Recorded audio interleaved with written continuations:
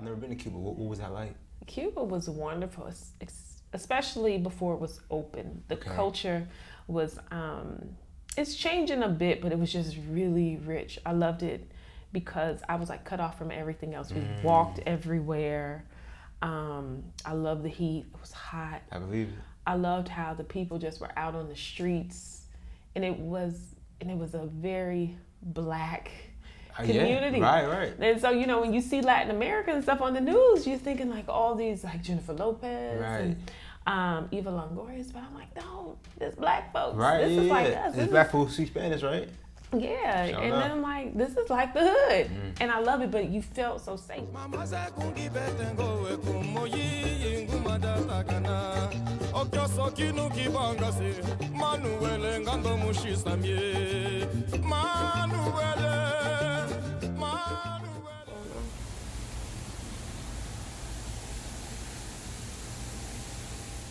Hey everyone, on today's episode of the Two Feet Podcast, we had on my main girl, Miss Andrea Peoples, who is a Afro-Cuban as well as an Afrobeats dancer, as well as instructor, man.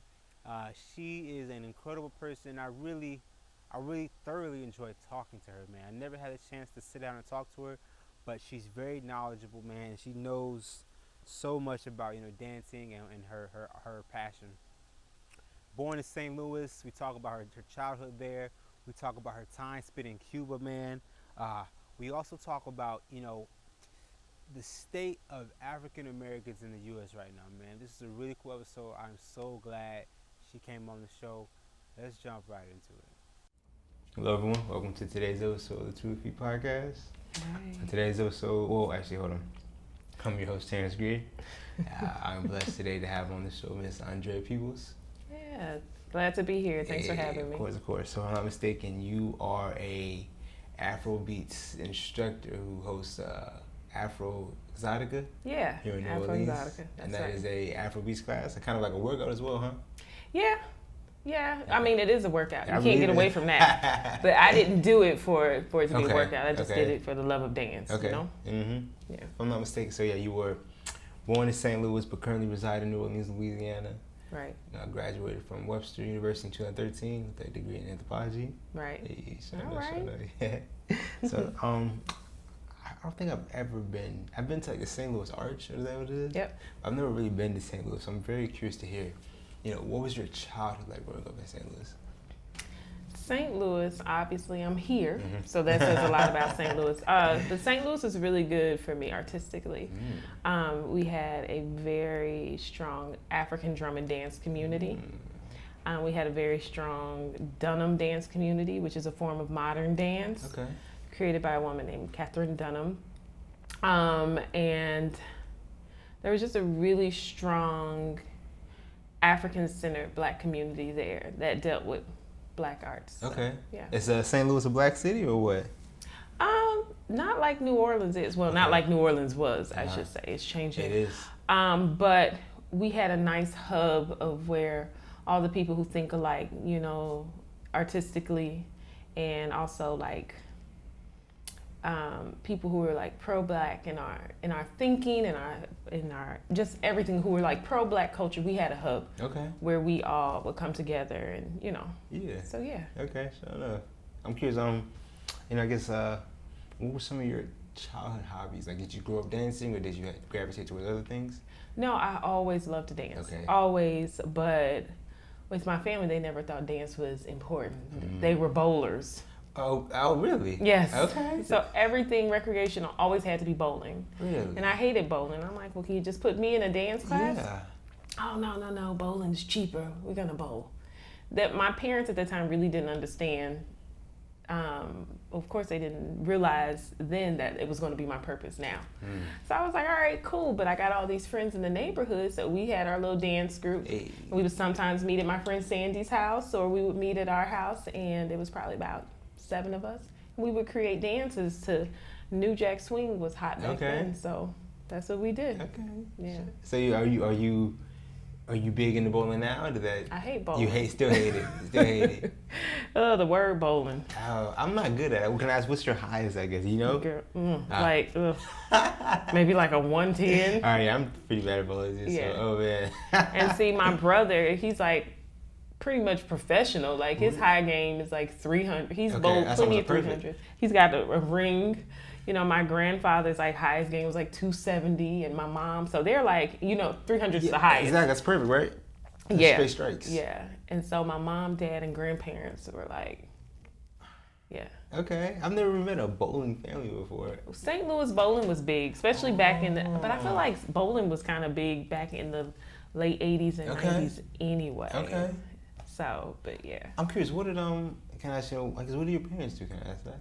Yeah, so my mom is into financing, and my dad is actually an entertainer as well. So he's a singer. Oh, okay, Yeah. that's awesome. Mm-hmm. So I'm very curious. You know, I guess what was it like growing up in that household?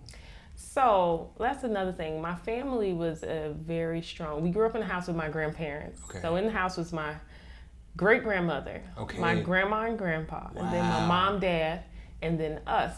And we lived in like the country of like right outside of St. Louis, which was called Wentzville.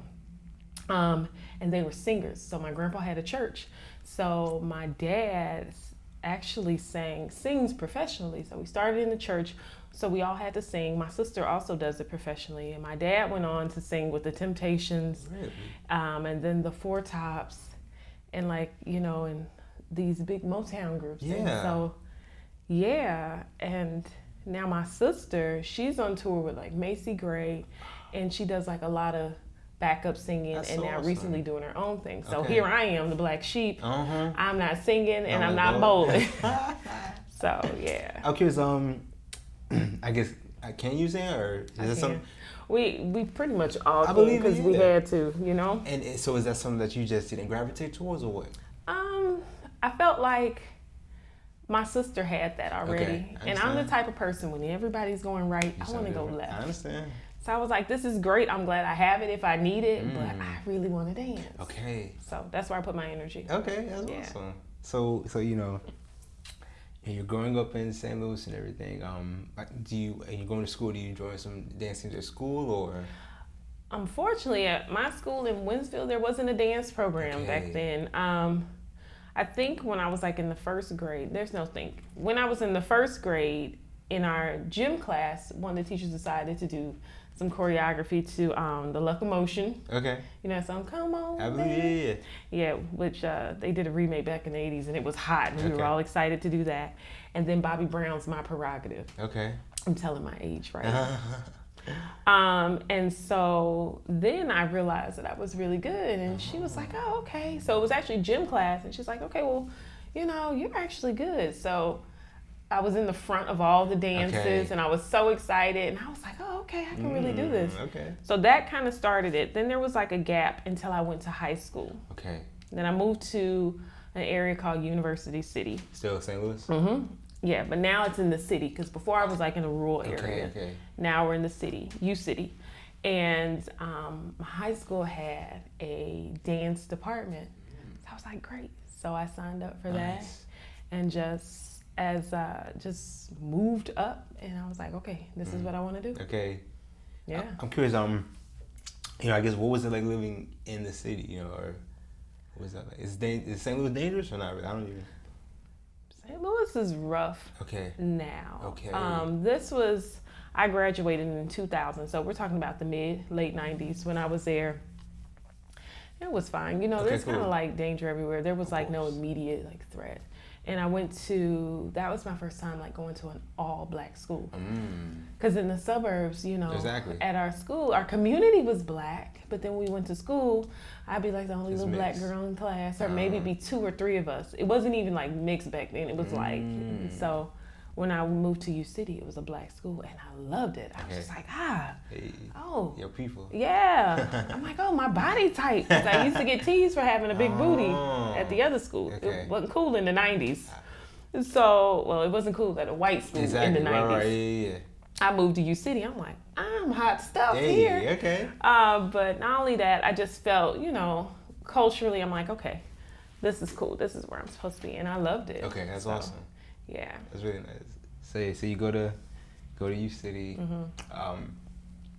I guess I'm curious, what happens after you graduate? So after I graduated, I actually got a scholarship for dance to go to a school in St. Louis called Lindenwood University. Okay, awesome. You got a scholarship. That's wonderful. Yeah, but I didn't go. It was more important to me to like kind of work, and I had other things that I needed to do. Okay. And I was like, you know what? I'm gonna work. I'll pick it up later. And before I could pick back up that scholarship, I was introduced to the African dance community. So at the high school, we did like ballet, tap, jazz, modern. But then I was introduced to African dance I went to an event called Black Dance USA, which is also where I found the hub, this community of all these Black dancers who were like Pan-Africanists and just, loved Black culture. Okay. And so through Black dance, I was introduced to African dance. And so I started doing African dance. And then I started to do a style of dance called Dunham technique. And then that's where I first was introduced to Afro-Cuban. Okay. So these three styles of dance I learned, I got then, and I want to say maybe I was about 21, maybe 21, 22. And I really liked it. And so I just started to stick with it. And then, so it just took off from there. I really took well to African dance. And I got pretty good. Awesome. Me and my partner at the time started an African dance company. Then we created an Afrobeat band. That was the best thing that we could call it. Afrobeat band? Yeah. Okay, 7 up. Because I don't want to say, we did a few Fela covers, we did a few Afrobeat songs, but we really had created our own style, which was like this mix of funk and Black styles of music, but then with traditional African drumming, because he was a traditional African drummer. Were you on the vocals or? No, I didn't. Oh, just okay, my fault. Yeah. But we all had to sing. Okay. So yeah, I sang too, and loved it. And then we traveled with that, and then we became like the staple in St. Louis, and then my classes grew, and then, so I felt like I went about as high as I can go in St. Louis. And and then I was traveling to Cuba to continue to study Afro-Cuban, the dancing as well as the culture and the religion, the religious aspect around it. Still continuing to do Dunham, but then I was like, all right, I feel like I've kind of reached my ceiling here. So. In St. Louis. So let's go ahead and let's move. And so he and I moved here, and then we ultimately split. Okay. He's still traveling as a musician, but now I'm set my roots here as a dancer with all that background that I have. I'm very curious to hear. Tell me about your trips to Cuba, man. What was that like? And what? Go ahead. What?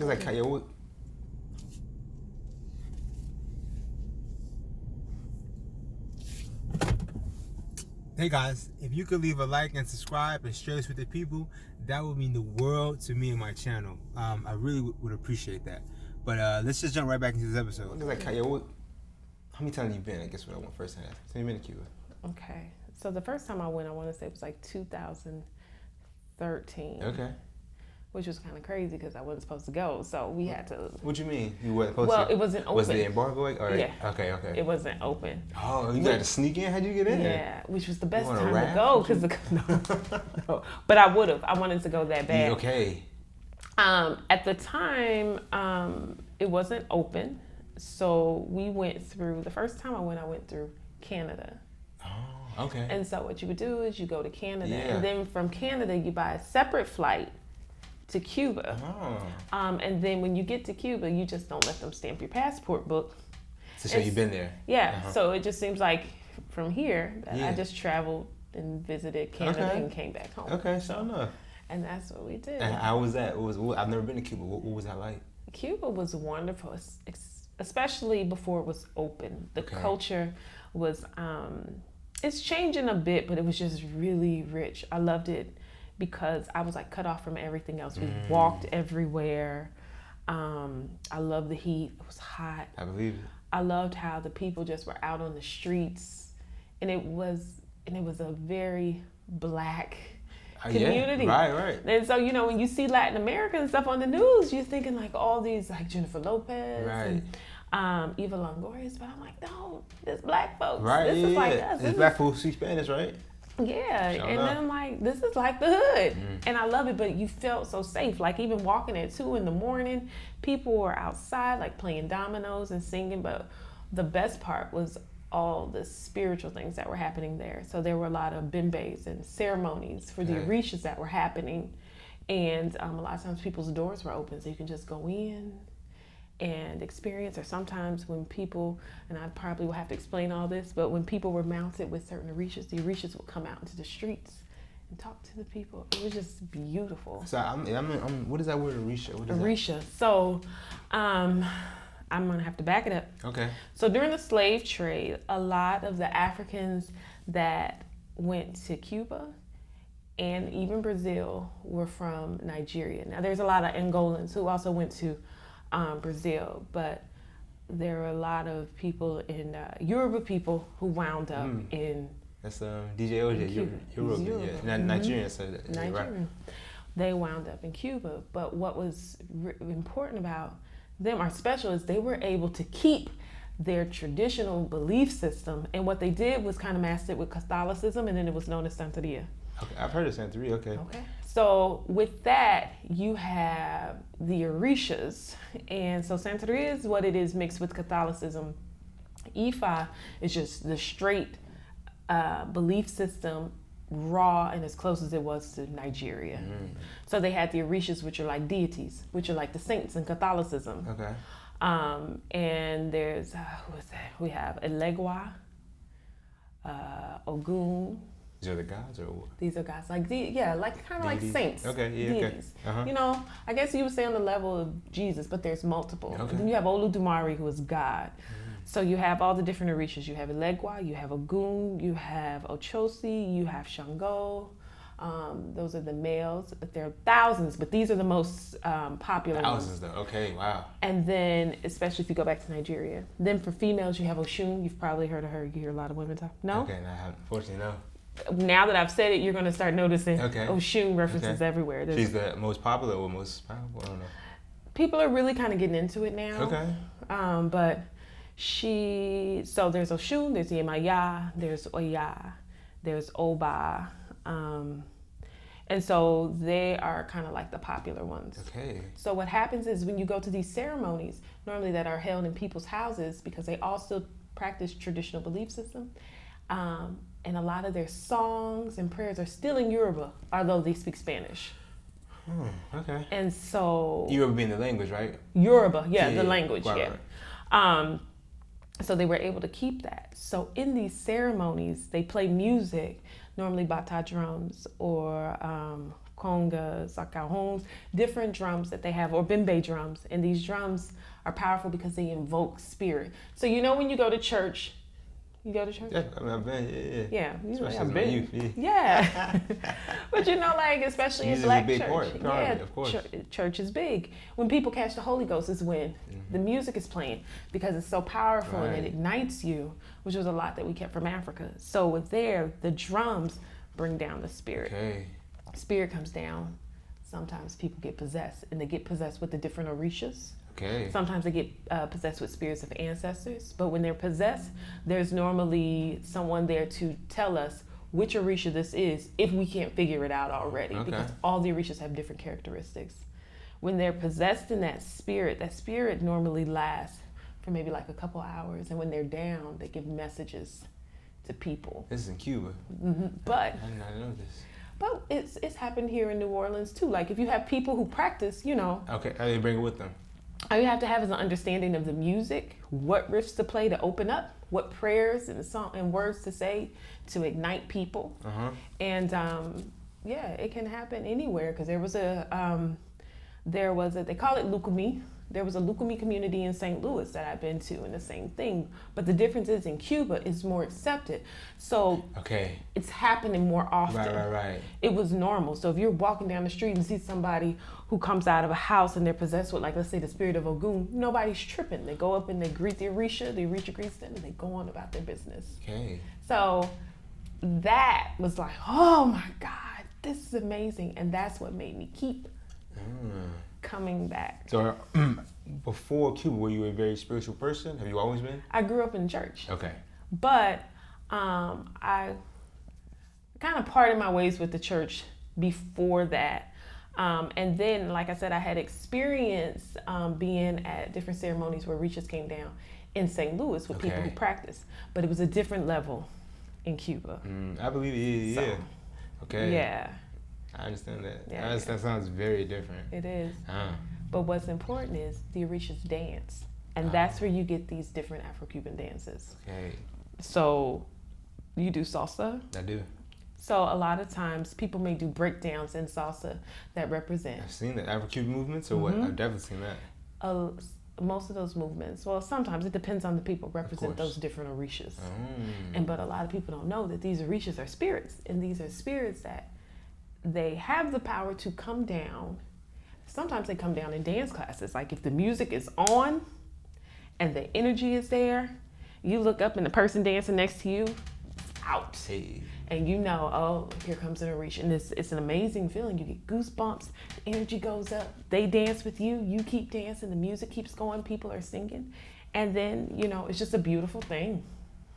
Okay. So it's a very rich, beautiful culture. It sounds like it. It is. And so you went to Cuba, you said to experience the religion as well as, I guess, learn to dance a little bit as well? I went for the dance. Okay, and just... But to get even deeper into the dance, you got to understand what the dance was out of. Okay. So that anthropologist in me learned to study what is the function, why, where do these moves come from? Because as Black people, we do, all our movements were for something. Okay. You know, especially starting in Africa. You had movements that came out of the harvest. You had movements that came out of I was talking about, eating different things. Okay, right. So when you realize what the movements come out of, then you approach them differently. So it helped me to experience that and then to get initiated so I can understand and really embody the movements that I'm doing when I teach. Okay. What you mean by initiate? You joined or you became? Okay. Yeah, so like join, but it's a long process. And can it's you speak a on lot it? to learn. Okay.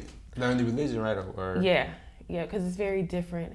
And like I said, so you can't just like, I guess, give your life to, it's not like that. It's not like, oh, we open up the doors of the church, come on down. No, Okay. It's different. It's very different. How can I explain it in a way that's not going to sound... I mean, I would rather you speak frank or keep it 100. Yeah. There's a lot. There's different levels. Okay. So you have to do a lot of readings. It really taps into, I want to say, the more supernatural side of spirituality that we kind of seem to forget here. And with our religion, we just kind of think the only thing supernatural that you have is God and Jesus, but you never really get to talk to them, you know? But with this, not only do they talk to you, but they talk to you where everybody can hear. Right. Or they show you in messages that everyone can read. So it's not like I have to say, well, Jesus told me. It's like, well, we can see it, you know. So you have to go through levels of, you know, you might get readings, you might have to do certain washes, you have to give certain offerings, certain sacrifices, you have to get permission, you have to get spiritual permission to go to do different levels and to get the I guess, not the order, but get instructions on what you have to do to constantly go to the next level. So it's a process. And then, like I said, a lot of it is in Yoruba. And then if you get initiated in Cuba, then also the people who are working with you are speaking Spanish. So it's a lot, you know? So, yeah. I think that sounds like a way to, I don't know how else to say this, but kind of like weed out the fake, maybe. Yeah. If it's a process, you know what I'm saying? If you're not really about it, you'll probably give up, right? Yeah, I believe it. It's a long process, but it doesn't end, and you're always studying. Okay. So I have a lot to learn. I mean, I can tell you already knowledgeable about it, though. Yeah, but for this that I know, that's like a... I believe it. I understand there's so much more to it. That's like a grain of salt. Okay. It's like, so much, so... Well, who were you staying with at that time? So when I went, it was interesting. I went by myself, and of course, solo. Wow. Yeah. And you really were about it then. I didn't want to go with a group because I really wanted to. When you get with a group, you get stuck doing group things. So true. And I'm like, if I find something that I really want to focus on, I want to be able to focus on that on my own and not have any distractions. And it was a good, good thing that I did. So when I went there, I stayed in an Airbnb, and I became really good friends with the guy who I was staying with. And so every time I went back, I just stayed with him. Nice. Now, I got the connection through a friend who knew a Cuban guy who lived in the States. Okay. And he said he normally takes a group, but this time he didn't have a lot of people sign up. So he was like, if you come, it'll just be you. Hey, that's cool. I said, all right. And it was. And so he kind of hooked me up, but then he kind of left me on my own. I'm like, oh my God, I don't speak Spanish. But it was the best thing that could happen because I made friends along the way. And it was the best time of my life. Sounds awesome. Yeah. I imagine you had to pick up some Spanish at that point, right? That's the best way to learn it, right? Or what? Yeah, but yourself, or? Yeah, it is. But I wasn't there. Each time I go, I haven't been there long enough to learn. Or I learn enough, and then I come back next year, and they're like, you don't have nothing. Okay. So that is something, that I definitely need to work on. Are there English speakers over there enough to get by? There are now. When I went, I was lucky to find the one who was an English teacher at one of the high schools. And so he had only known English for like a year, but he spoke well. And me and him really got cool and clicked. So luckily I had him with me everywhere I went. Okay, that's awesome. So yeah, it worked out. That's really cool. Yeah. So you go to Cuba and you actually go multiple times. I'm curious, why did you and your friend at the time, why did y'all pick New Orleans of all places to move to? Culture was really rich here. Okay. Had you visited before? Okay. And I visited before, and when I came, I loved it. I loved that. There's a lot of people that look like me. There was like a lot of openness to different culture, different spiritualities, and music. You know, big part of the city. And because music is also a big part of spirituality, like period. Like, oops, I didn't do that. Good. But normally, wherever there's a strong music culture, it's just a different type of people. Okay. And so New Orleans really reminded me of Cuba. Oh, really? Okay. So I was like, all right, there's like this culture here.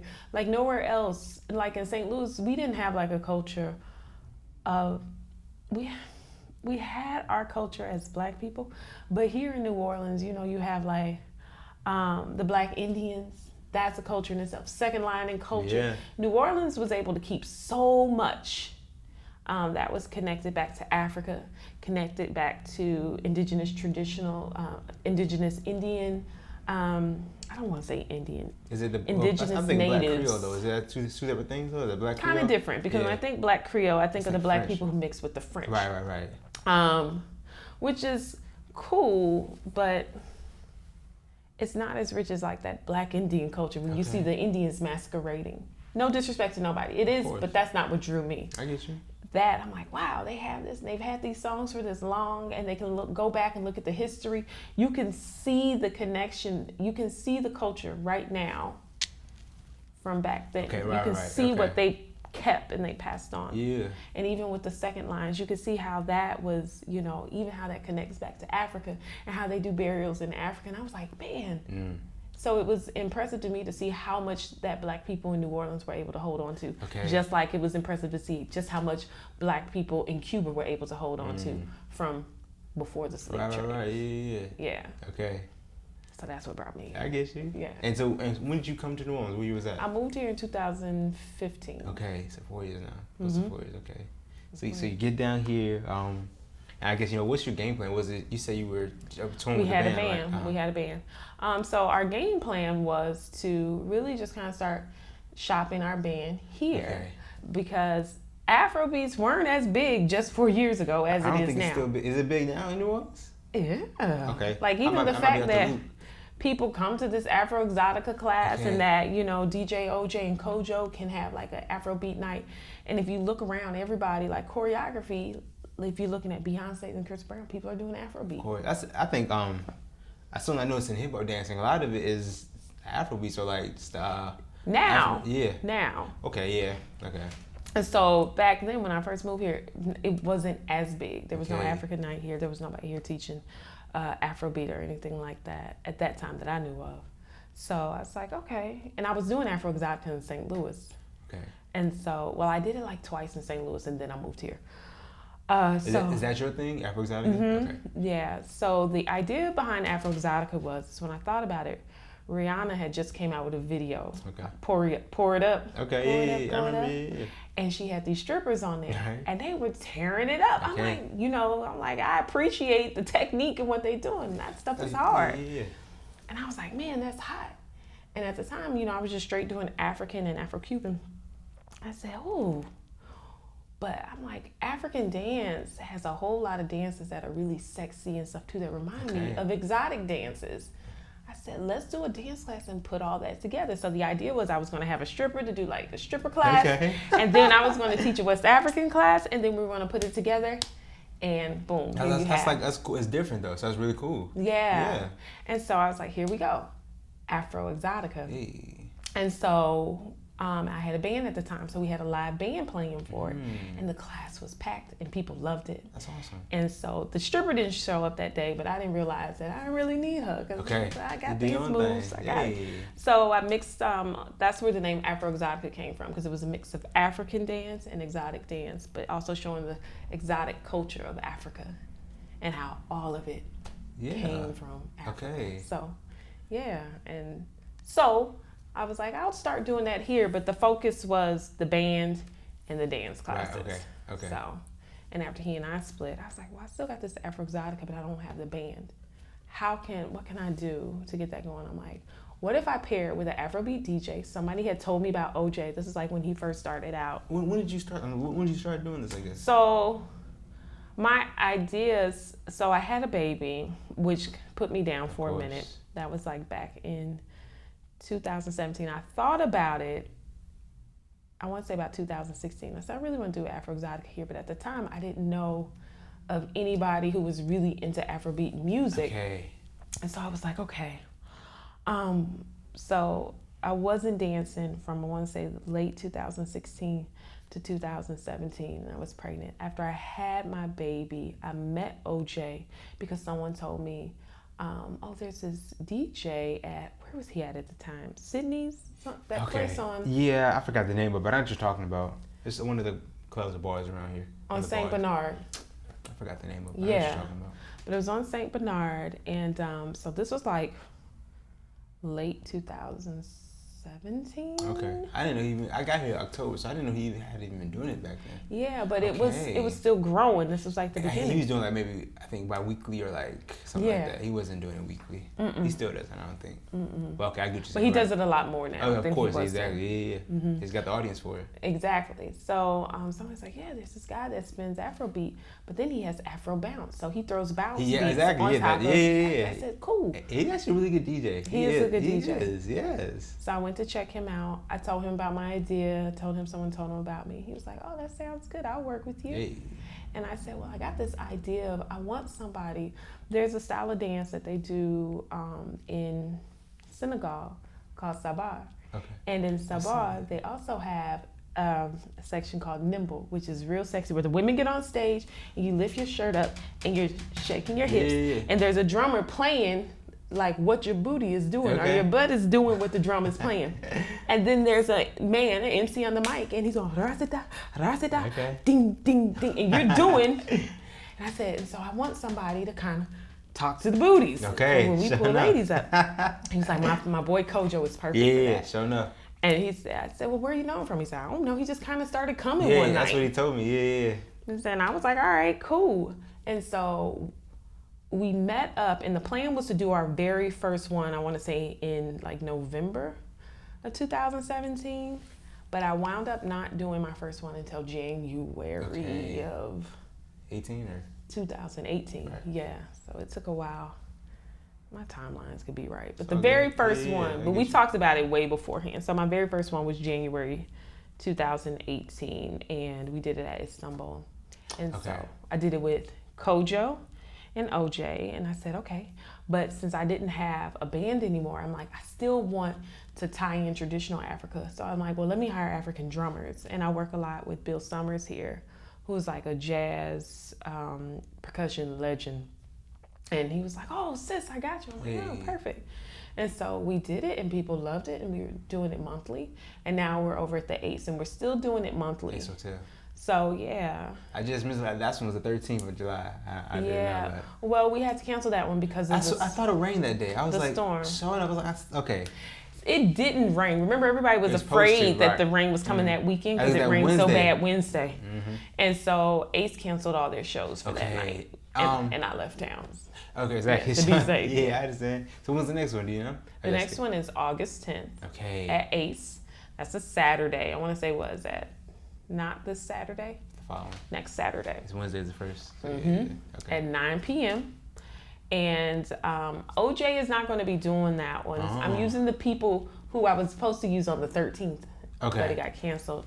And so we're going to use a DJ here named Felice G. Female, I've seen that's all the cliche, yeah. And Bill Summers is going to play with his crew of musicians, which include, who do we have? Brother T, Malachi, Simba. So a live band?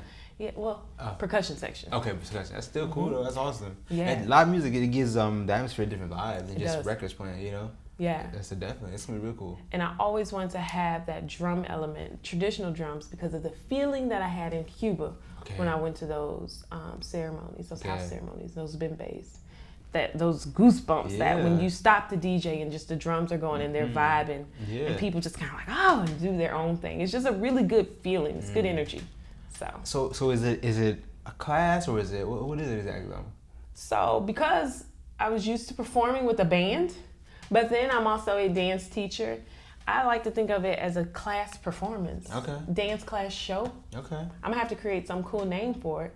But it's like you could literally go and just sit and have a drink and still enjoy what's happening and not take the class. Okay. But the energy is so good. And then, you got your drink, you're probably gonna take the class. Okay. Yeah.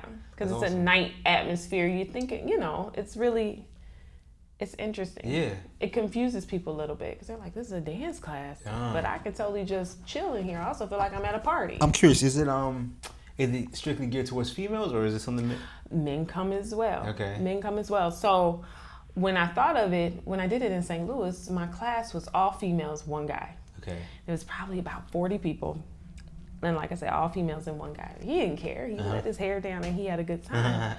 But then when I did it here, the first time in January, there were probably about 8 guys. And I'm like, oh, and a lot of the movements were feminine because I'm a woman. Right. But when they did it, they gave a male. Exactly. It looked very masculine. But then because OJ, although he's supposed to just be talking to the booties, he does that well too. But he does all the steps with me. So then men feel more comfortable. Exactly. Because they see how when he does a step, he does it from a man's perspective, right? Yeah. And so I feel like that makes men feel more comfortable. So now a lot of times it's mixed. Not mixed. It's maybe 70-30. I get you. Yeah. But still, you got both audiences though. Both groups. Yeah. Something I noticed, I guess from Dancing Kizomba, but I don't know if you've heard of it. I guess just seeing African culture dance, I guess the hip movement is a very important part of it for both male and female. So it's not strictly a female thing. Right. So yeah, I've just noticed that. And a lot of times, especially in American culture, when we see isolations and gyrations that the hips are below the waist, we automatically think female. Exactly. And a lot of times for American men, it's really hard to loosen up down there because they might feel like, oh man, especially if they're straight men, this is going to make me look some type of way. And then you have the LGBT community that's just comfortable with everything. They just come out and have fun. Yeah. But that is a true experience, for a lot of men. So then when they see other men do it, and they're like, he still look cool doing it. He still looks like me. I can do it. Yeah. And then they realize, well, it didn't take a lot. I kind of got this naturally. Okay, yeah, I believe it. Yeah. So, yeah. So I'm curious. You do all this. Do you have a background in any of the dances? Yeah. Okay. Yeah. Dunham. Okay. I want to talk about this. So this lady, was she so good that she was able to name her dance after herself? Yeah. You heard of Alvin Ailey? I have not. You don't know Alvin Ailey? I do not know Alvin Ailey. Okay. A dancer or? Yeah. Okay. Big time modern dancer. Okay. But he died of AIDS, I want to say back in 89. Okay. But he's influenced so many. Eartha Kitt? I'm not really big. Catwoman? Batman in the 60s? I know Batman, but... So the series that came on in the 60s. Black and white joint? Yeah, and then eventually it was colored, but still very old school. So the Catwoman was a dancer? Catwoman in the 60s, she was like one of the first black women on television. Her name was Eartha Kitt. Okay. She was Catwoman originally. And then James Dean, have you heard of him? That's an old Western dude, no? I think it's Western, but old, nonetheless. All these people who I'm naming came under Miss Dunham. Debbie Allen, you probably don't know, but where could you remember Fame in the 80s? It was a dance show. Janet Jackson was on that show. I won 91, I'm gonna keep it 100 with you. 91, okay, you're youngin'. All these pioneers of dance, black dance. Maya Angelou, do you know who Maya Angelou? She was a dancer. Okay. So she came under Dunham. And so tell me about Dunham, that she was just a dancer. You know much about her? So, yeah, of course. So Katherine Dunham was an anthropologist, and we're talking about back in the early 1900s. And she was a black woman born in Chicago. But she also did ballet in Chicago. But through anthropology, she wound up studying and doing her research in Haiti, Cuba, and Brazil, where she was then exposed to those different styles of dance and all the different religious components with this. So she decided to make this her research because she was also a dancer. So researching in these Caribbean islands and also in Africa, she took those different dance techniques and created her own, because back then nobody was doing, people weren't traveling to Cuba really. Right. People weren't traveling to Africa. Us anyway. But even for the other people who were, they weren't going there for dance and culture and religion. Right. And so she was the first one to grab those different styles of dance, create her own neat technique that was also mixed with modern and ballet, and call it Dunham technique. And she brought it back to the United States. Real quick, how is it D-U-N-H? Or? D-U-N-H-A-M. Okay. Dunham. Yeah, I'm checking it out. Dunham. I'm gonna check it out. Yeah, you gotta look her up. And then she did choreography for a lot of movies back then. She was like one of the first women on film back in this time. And we're talking like back in the 20s and 30s, like in black and white. And she had the first black dance company that toured the world. And a lot of people came under her. And then she did a lot of humanitarian work as well. So people in Haiti had a huge respect for her. So when they were going through their social injustice battles, she was right there with them. And she was also a mambo. So what a mambo is like a priestess for voodoo. And so she was very well respected in that aspect too. So she was the first one to start bringing those cultures back. So Afro-Cuban, a lot of people wouldn't be doing Afro-Cuban and stuff here if it wasn't for her. Afro-Haitian, and even Afro-Brazilian, but more so her technique was more so heavy in Haitian. And so what she did was she wanted to do research, because she was an anthropologist as well, wrote a lot of books. She wanted to see if bringing arts, black arts, to a black community, an impoverished community, could change the perspective and the future of the people. And so she chose East St. Louis. Because at that time, East St. Louis was one of the poorest neighborhoods in Illinois, because she was from Chicago, so in Illinois. And East St. Louis is like from New Orleans to the West Bank. You just cross the bridge. You cross the bridge, you're in Illinois. But it's technically, I get you.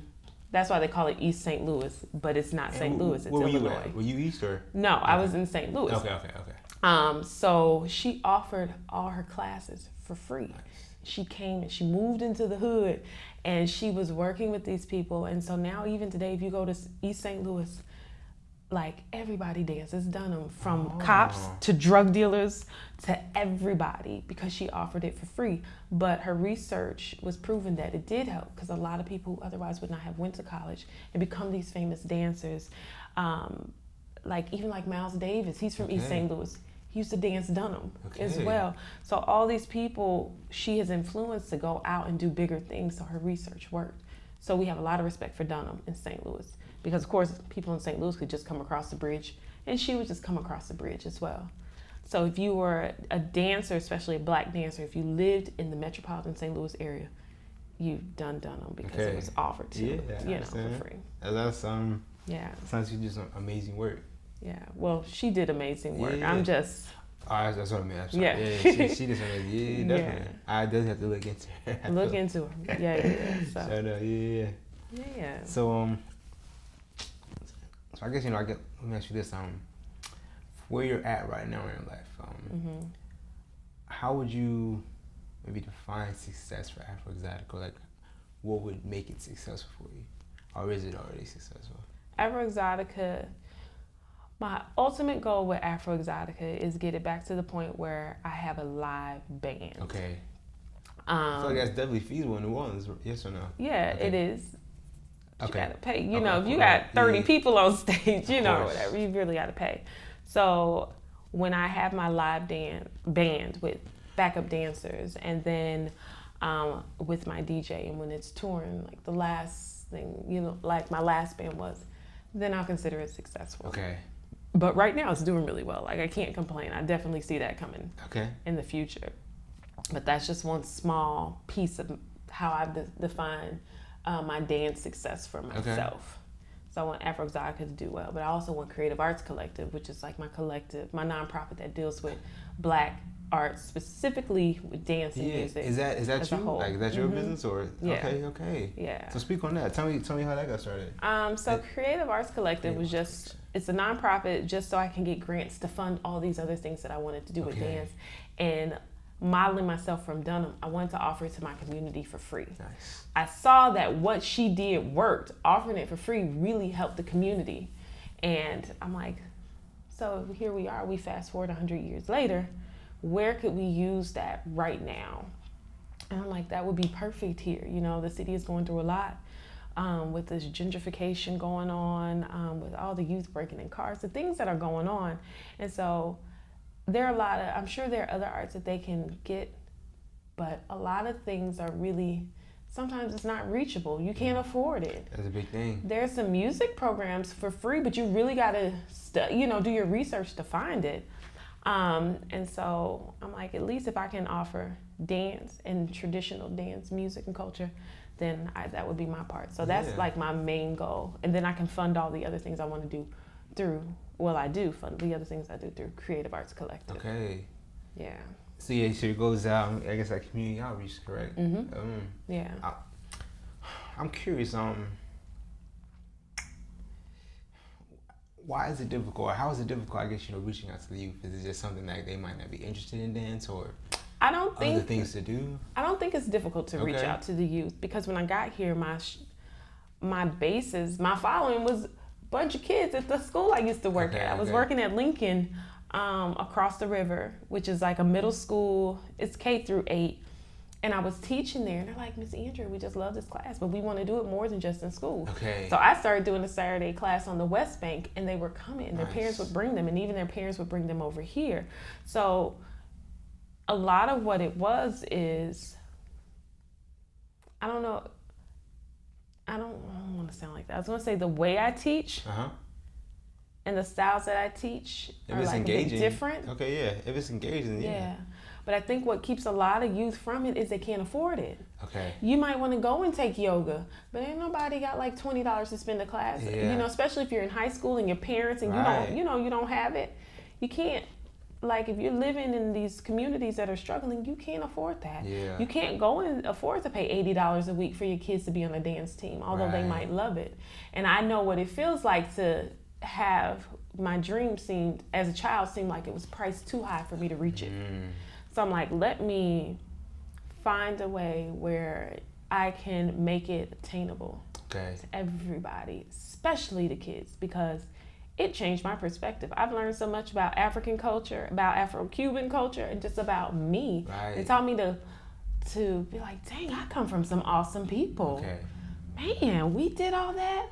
And now I can see our influence on everything around the world. And it makes you proud of your Blackness. And it makes you proud that you can be a keeper of a culture that your ancestors created. Yeah. And everybody needs to have that, especially for Black kids, which is my main concern, because we are the ones who really need it right now. Yeah. Because I'm Black. You gotta take care of home first. Yeah. So that's almost like something I've heard is like for African Americans, we really don't know our backgrounds. And so that's why we do what we do. It's like everyone else knows, Mexicans, people from all the side of the country. That's all I think of right now. But you know what I'm saying? But they know their background, they know where they're from, Puerto Ricans, Dominicans, people from, you know, Iceland, whatever, they know their culture, where they come from, African Americans. You know, we just know the slavery of, you know, our but even if you go with Puerto Ricans and Dominicans, they think their culture started there, and it didn't. Well, they were part of the slave trade as well. Yeah, they just got dropped off somewhere else, right? Exactly, but I think for us, what our ancestors went through in the slave trade was a lot more brutal than what they got in the Caribbean islands. Like, there were some Caribbean islands that got it bad as well. Everybody got it bad. But there were places like Brazil and Cuba and other Latin countries that were still allowed on Sundays to practice their traditional religion. We didn't get that. So we're even more lost from it. But as a whole, a lot of us don't like to connect back to Africa because what we think of Africa is very negative. That's just what is that what the media betrays, maybe, or what? With what? What the media betrays. With the media betrays, you're living in a world that is ran in power by those that don't have respect for Africa. And so when you have, everything that we see about voodoo is what? Scary, Halloween, and creepy. It's a joke. But people don't know it's a beautiful religion. Everything that we see that's not Christian or Islam or Jewish is weird and it's Satan. Right. Because these are the things that come from Africa. Whenever we see Africa on TV, what is it? Feed the hungry. You see kids with flies. And you're not seeing all the beautiful cultures that come out of there. And then, but when you start diving into the music and the dance culture, you have no choice but to go back deeper and deeper and learn. And then you become proud of yourself. Then you want to be a part of your community. You're not so much worried about other people accepting you. Like, I don't care if you say black people can't come here because I have a community that I want to hang with my black people. I love them. I love what we come from. And we need that. When you know better, you do better. Of course. You feel better about yourself. You protect your community. You protect your people. You grow up with that rich and you hold on to it. We feel like we have to mix in and blend in with everything else because we don't know who we are. That's true. We don't know the power of what we come from. Everybody wants what we have.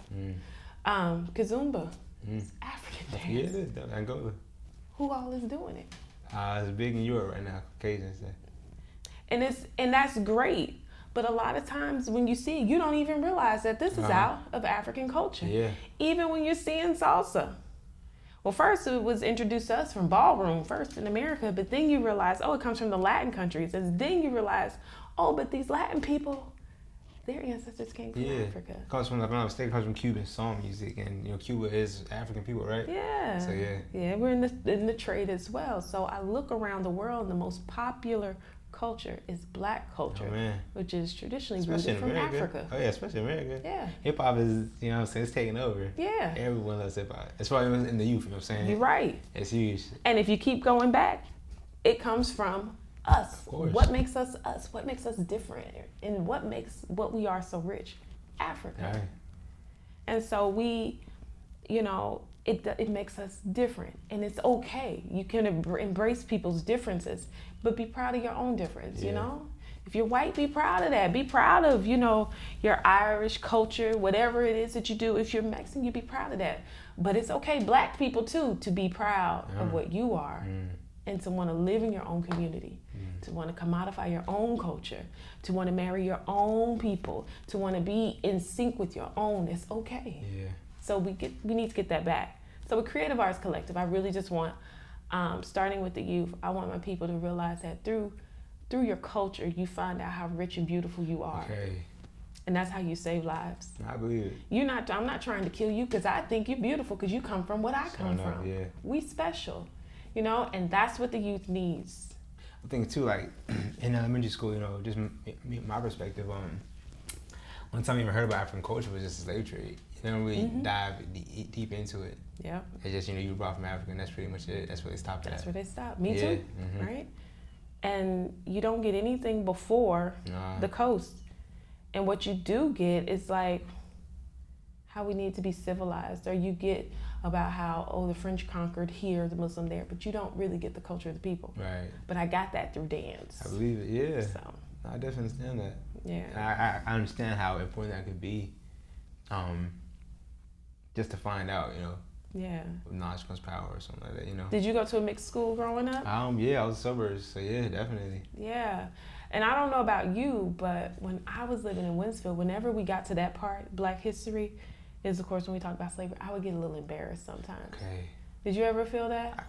Thinking back on it, I believe so. Do you know what that stems from? What do you think that is? Yeah. Do you feel like all eyes were on you? And not only that, all eyes are on me, but the time when you're talking about black people is so limited. Peanut, hot cone, you were slaves. But then the rest of the year, Europe, you discovered America. Yeah. You were pilgrims, the Spanish Crusade, all these wonderful things. But then with us, nothing was really wonderful. Peanut, hot comb, and we were slaves. Let's say history's wrote by the victors. Yeah, and so I just felt like sitting in the class like, and as a black child, that makes you feel. And then here comes, now you want to straighten your hair.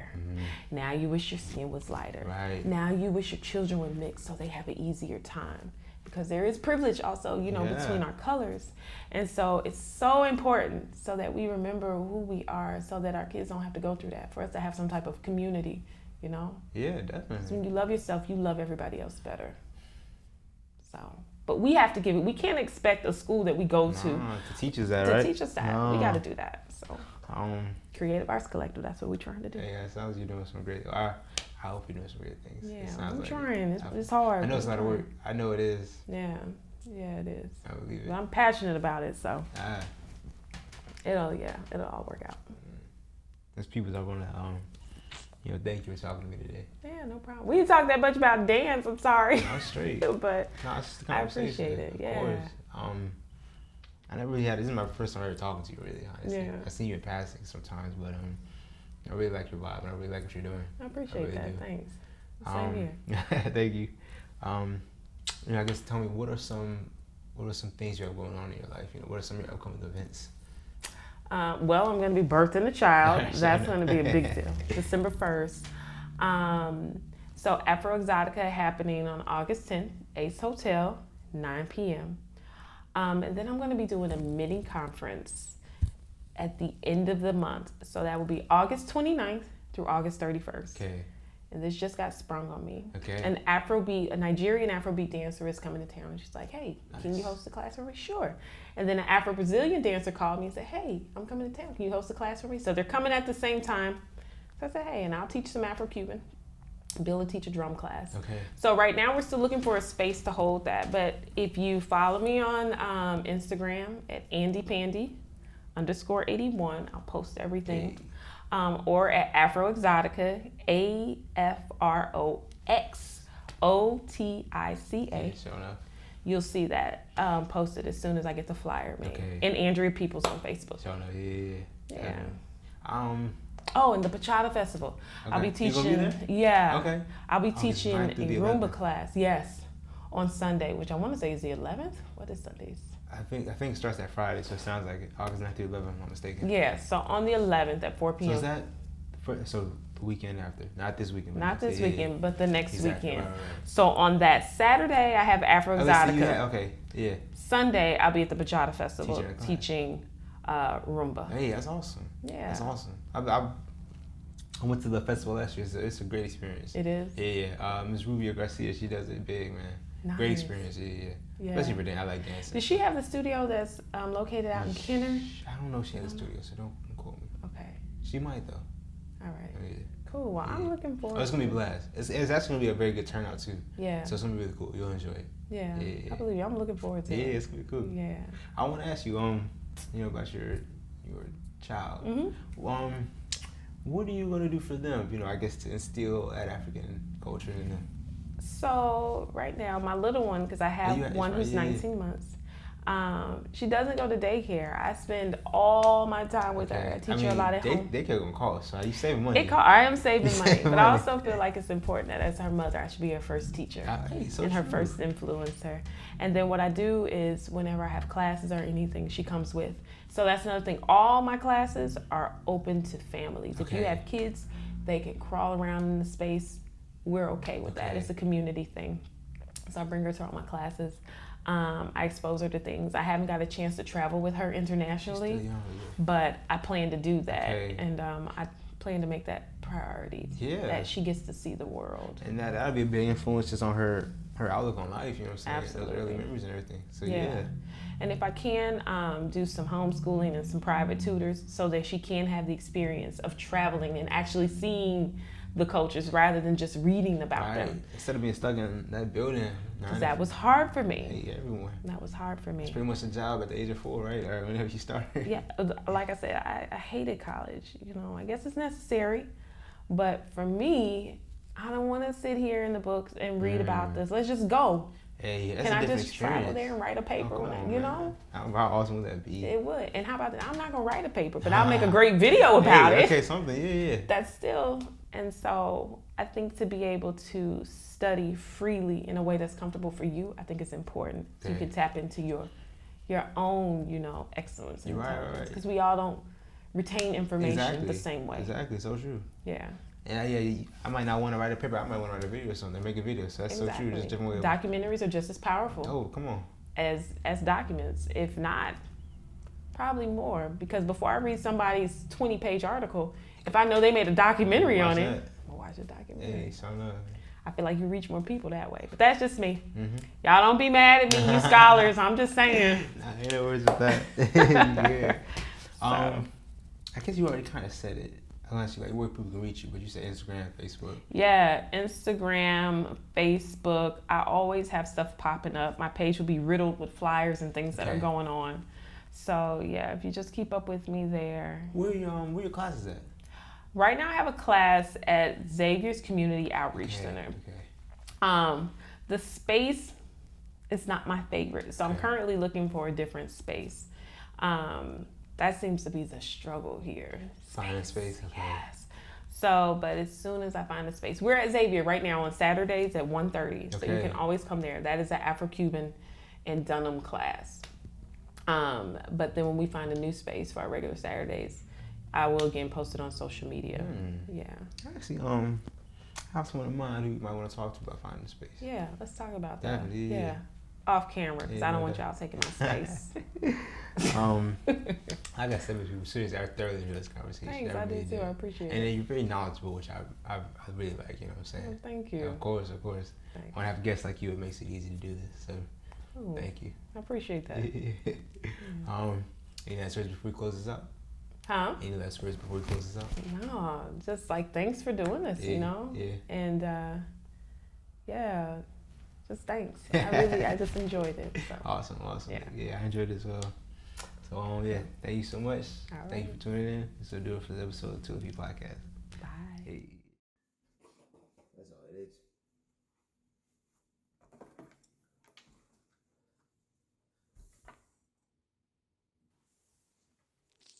Hey everyone, if you made it this far all the way to the end of the video, I want to thank you so much. My overall goal with making these interviews and these episodes is to give a voice to dancers, to give them a platform to speak their story. So if this is of value to anyone, then that means the world to me. My overall goal is to give value to the dance community. So if you find no value in this, then I urge you to please let me know where I can improve on. I truly want to, just give value and content to the dance community. So please let me know how I can improve, where I'm messing up, because to be 100% honest with you, I'm learning along the way as I do this. I truly am. So to be able to interact with, the dance community, it means the world to me, because it gives me feedback and it lets me know, what I'm doing right, where I can improve upon, what I'm doing wrong, which I feel like might be more important. So please, if you all could comment and just let me know what you think, it means the world to me, because, that feedback just helps me improve. So